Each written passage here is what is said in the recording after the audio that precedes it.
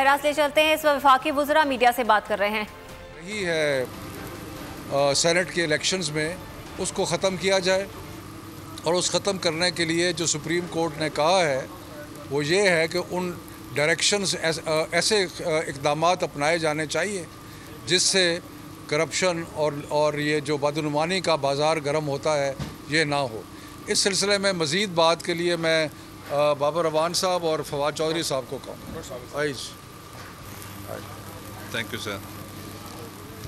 आज election commission of Pakistan के पास वो फ़ैसला जिसका शॉर्ट ऑर्डर जिसका ज़िक्र अभी चौधरी शौकत साहब कर रहे थे वो है, और उसके अंदर जो 3 पैरे हैं वो बड़े इम्पॉर्टेंट हैं। एक पैराग्राफ नंबर 3 है, एक 5वां पैरा है और एक 6ठा पैरा है। उनकी रोशनी में हमने जो पाकिस्तान तहरीके इंसाफ और हुकूमत पाकिस्तान का मौक़िफ़ है वो अर्ज़ किया है, और वो मौक़िफ़ 3 बातों पे मुश्तमिल है। पहला ये है कि नियाज़ अहमद के केस में सुप्रीम कोर्ट ऑफ पाकिस्तान ने जो 5 रुकनी बेंच था उनकी मुत्तफ़िका राय उसको कोट किया है, और उसके मुताबिक ये कहा गया है कि जो सीक्रेसी ऑफ बैलेट है वो उन्होंने उसको डिपार्चर उससे किया और लिफ्ट किया है उसको, और कहा है कि ज़मीनी हालात और सर्कमस्टांसेस देख करके उसके बारे में फ़ैसला कर सकता है इलेक्शन कमीशन ऑफ पाकिस्तान। ज़मीनी हालात आपके सामने हैं। यहाँ 2 फाजिल अरकान खड़े हैं। जो वीडियो कमेटी है उसके चौधरी फवाद साहब हैं और शहजाद अकबर साहब हैं।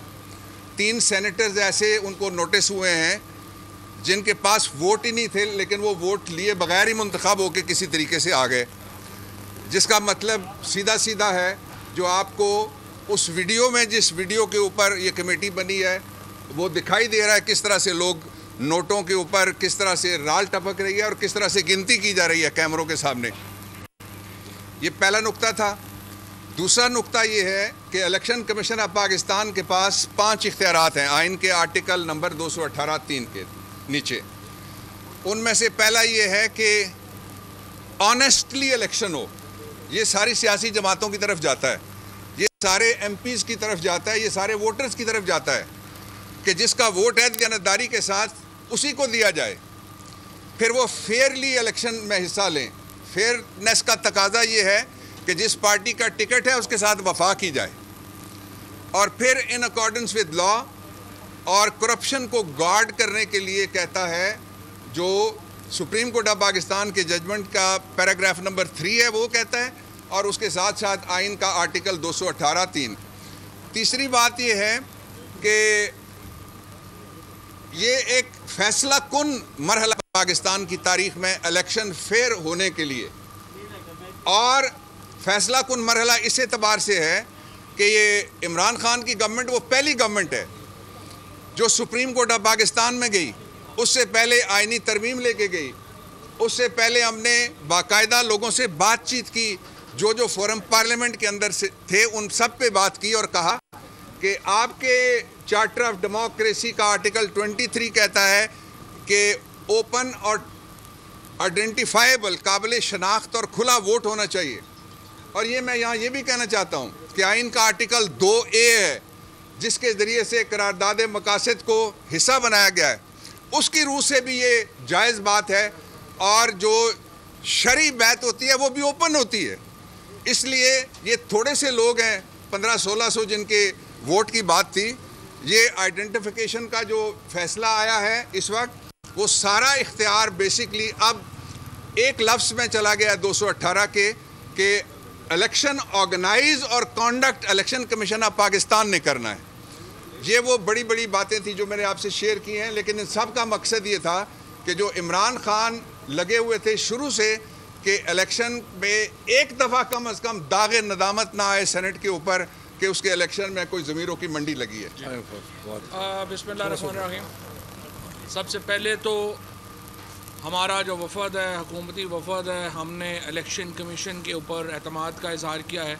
जिस तरीके से इदारे मजबूत होते हैं तो फिर मुल्क मजबूत होते हैं, और उसी तनाजुर में हमने इलेक्शन कमीशन को अपनी पूरी हमायत का जो है वो यकीन दिलाया है। और मुद्दा हमारा ये था कि सुप्रीम कोर्ट के फ़ैसले के ऊपर मनोअन अमल किया जाए। सुप्रीम कोर्ट का फ़ैसला क्या है, जिस तरह अभी डॉक्टर साहब ने भी डिटेल बताई, जो सीक्रेसी ऑफ बैलेट है उसको उन्होंने कहा कि पॉलिटिकल पार्टीज़ के लिए तो ये बैलेट खुफिया रहेगा, लेकिन इलेक्शन कमीशन के लिए खुफिया नहीं होगा, ताकि अगर हॉर्स ट्रेडिंग के इल्ज़ाम आते हैं, अगर वोट बेचने के इल्ज़ाम आते हैं, तो इलेक्शन कमीशन इंक्वायरी कर सके। और यही वो असूल है जिसके ऊपर वज़ीर-ए-आज़म इमरान ख़ान 2013 से मुसलसल ये कोशिश कर रहे हैं। आप देखिए 2006 में COD साइन होता है, नून लीग और पीपल्स पार्टी इस प्रिंसिपल पे एग्री करते हैं। 2015 में नून लीग बाकायदा ये लॉ लेके आती है, लेकिन अब आते हैं तो फिर मुकर जाते हैं। क्यों? इसलिए मुकरते हैं कि उनका ऐवान में जब उनके पास अक्सरियत नहीं है, नून लीग के पास, पीपल्स पार्टी के पास और PDM के पास, तो वो कैसे इलेक्शन जीत सकते हैं? सवाए हॉर्स ट्रेडिंग के लिए कोई रास्ते ही नहीं है। लिहाजा वो हर उस एफर्ट के, हर उस कोशिश के ख़िलाफ़ है जो मुल्क में शफाफियत लाए, जो इंतखाबात में शफाफियत लेके आए। वरना क्या ज़रूरत है? अगर आपको पता है कि जिस मेरे वोट इतने हैं, दूसरे के वोट इतने हैं, तो फिर तो आपको ख़रीदो फरोख्त की ज़रूरत ही नहीं है। लेकिन ये लोग जानबूझ करके इंतखाबात को मुतनाज़ा बनाना चाहते हैं और इनका ख्याल है कि इस तरह से हम वोट ख़रीद करके अपनी जमात जो है उसको अक्सरियत दिला देंगे। हम कह रहे हैं कि नहीं, आप शफाफ इलेक्शन कराएं। और इसी नुक्ते को इलेक्शन कमीशन के सामने हमने पूरे दलाइल के साथ पेश किया है। देखिए, तकरीबन 1700 के करीब टोटल बैलेट पेपर छापने हैं, क्योंकि पंजाब में तो इलेक्शन नहीं हो रहा, तो 372 का जो बड़ा बैलेट पेपर है वो तो निकल गया। बाकी आपने तकरीबन 1500 से 1700 बैलेट पेपर छापने हैं। हमने ये अर्ज़ किया है कि अगर आप टेक्नोलॉजी का अगर आप बात करें तो वो हमारे पास पूरी मौजूद है। पाकिस्तान में हम रोज़ाना करेंसी नोट छापते हैं। करेंसी नोट्स जो हैं वो बहुत ज़्यादा हाईली सिक्योर टेंडर है, वो आप छाप सकते हैं। तो 1500-1600 बैलेट पेपर छापना तो कोई प्रॉब्लम ही नहीं है। लिहाजा हमने गुजारिश ये की है इलेक्शन कमीशन को कि जो सुप्रीम कोर्ट का फ़ैसला है, जो आपको एम्पावर्ड कर रहा है, उसको आप मनोआन उसके ऊपर अमल दरामद करें। इलेक्शन कमीशन जो है वो अपना इजलास उनका चल रहा था, उन्होंने मेहरबानी की, हमें भी दरमियान में जो है वक्त दे के हमें भी सुना।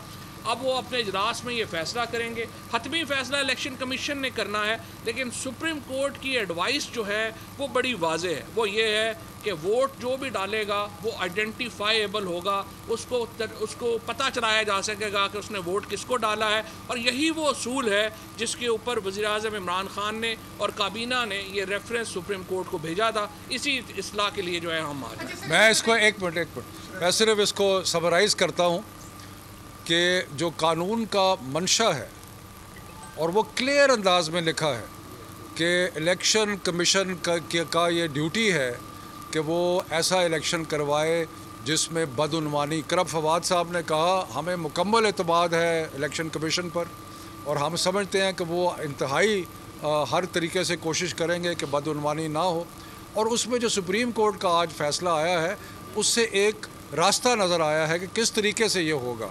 और वो रास्ता क्या है कि जो वोटर है, जब उसको ये पता लगेगा कि ये हो सकता है कि कल को मैं जो फ़ैसला करता हूँ उसका इंकशाफ हो जाए, तो उसके बाद वो होशियार होगा और आइंदा ऐसी चीज़ नहीं करेगा। तो उसके लिए करने के लिए बहुत ज़रूरी है कि कोई तरीका दरियाफ़्त किया जाए जो कि हमारी नज़र में बेहतरीन तरीका जो है बैलेट पेपर है, जिसके ऊपर कोई ऐसा बार कोड या ऐसी कोई चीज़ हो कि इलेक्शन कमीशन जब चाहे वो पता लगा सके कि किस शख्स ने कहाँ वोट दिया है। तो हमें उम्मीद है कि इंशाअल्लाह ये फ़ैसला होगा और ये इंतहाई एक शफाफ इलेक्शन की तरफ प्राइम मिनिस्टर इमरान खान के विज़न के मुताबिक हम बढ़ रहे हैं। सर ये बताइएगा कि जस्टिस काजी फैज़ ईसा के बाद हुकूमत का दूसरा रेफरेंस जो है वो ज़मीन बोर्ड हो गया है।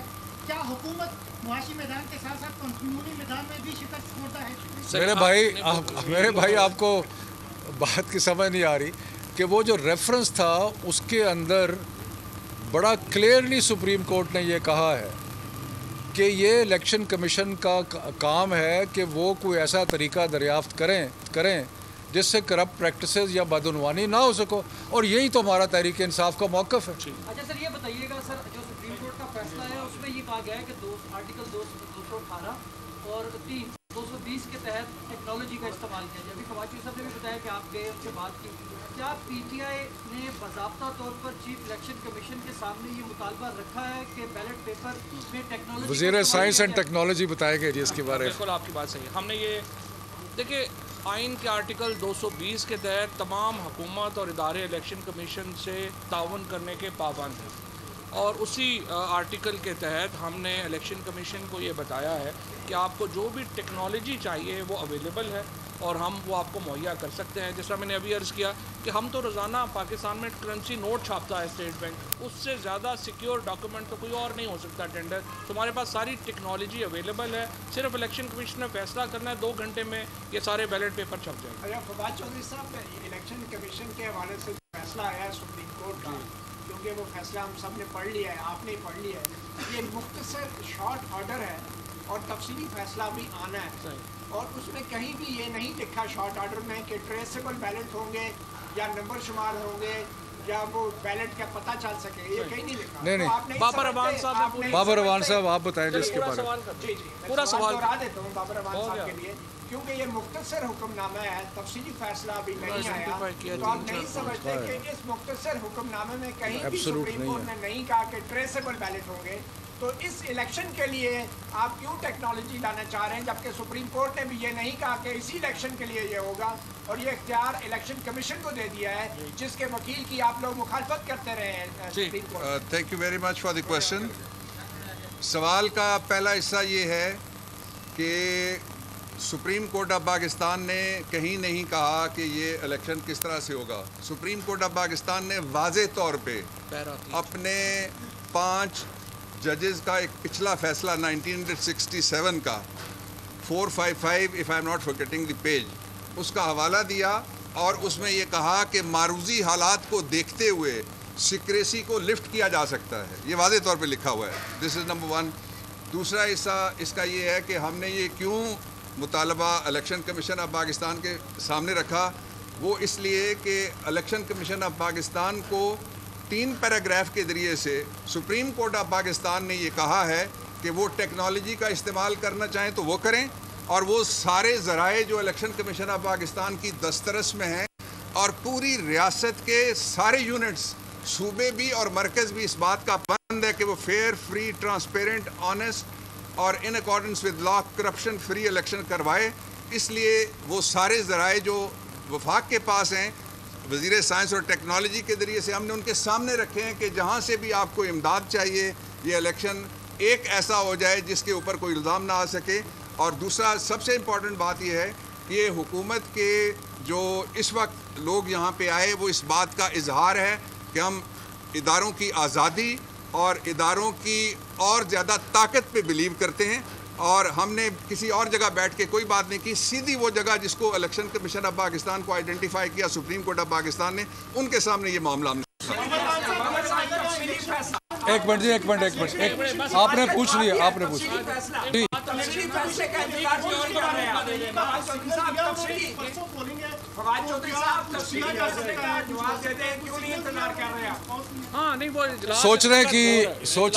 इजलास तो हो रहा है। सोचने की बात यह है कि जो जमातें एक शफाफ इलेक्शन की मुखालफत कर रही हैं, या जो उनके साथी या हवारी उसको बढ़ा चढ़ा रहे हैं, उनको इस चीज़ पे क्यों एतराज़ है कि इलेक्शन शफाफ ना हो। हम क्या कह रहे हैं? हम कह रहे हैं इलेक्शन शफाफ हो, और शफाफ इलेक्शन के लिए बहुत ज़रूरी है कि वो सारे इक़दाम कानून के मुताबिक और सुप्रीम कोर्ट के फ़ैसले के मुताबिक इलेक्शन कमीशन करे, और इलेक्शन कमीशन उस पर गौर कर रहा है। मुझे इस बात की समझ नहीं आती कि जो कहते हैं कि नहीं इस दफ़ा हमने शफाफ इलेक्शन नहीं होने देना, ये कैसे मुमकिन है? मेहरबानी।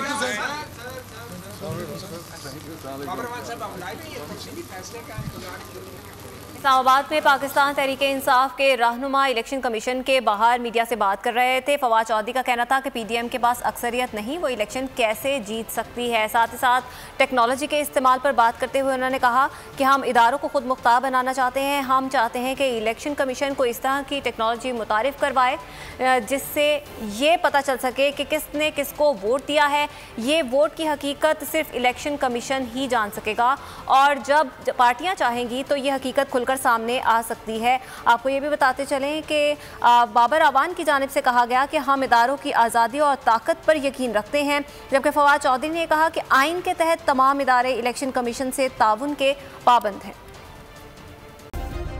सब्सक्राइब करें और बेल दबाएं ताकि कोई खबर रह न जाए।